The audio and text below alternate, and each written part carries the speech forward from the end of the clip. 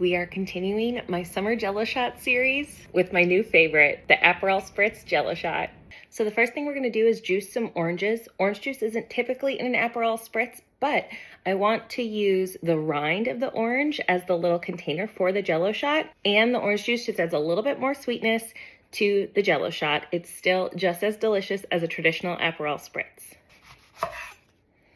I have found that the best way to do it is to cut them in half lengthwise, so from like button to button, and I take a sharp paring knife and cut all the way around the pith, which is the white part, and just kind of loosen it up. And then I take my fingers and put it right in there. All of the flesh comes out and you're left with a perfect little cup for your Jello Shot. And you don't want to cut through the rind, otherwise your Jello will leak right out. Like that. Bummer. Well, that one's useless.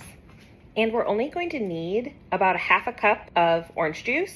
So save the extra and make a little mimosa with your open bottle of champagne or Prosecco. It's like getting 2 drinks in one.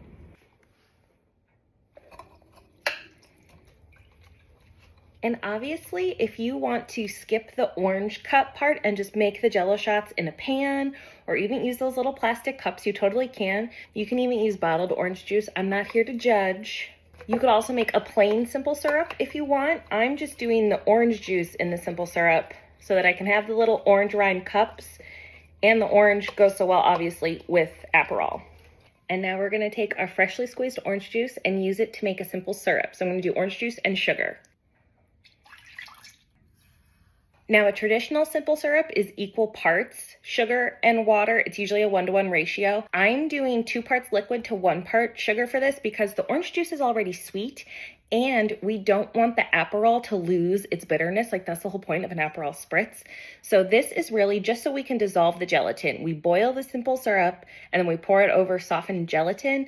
That's why we're really doing it, and we don't want it to be too sweet. And while the simple syrup comes up to a boil, we are going to soften some gelatin and Aperol, because you can't have an Aperol Spritz Jello Shot without Aperol.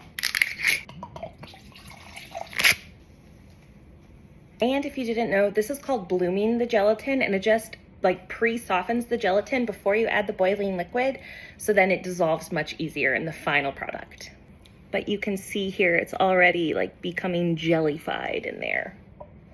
So we'll let this soften for a few minutes. The sugar dissolved into the orange juice and it just came off the boil. So now we will use it to dissolve our gelatin.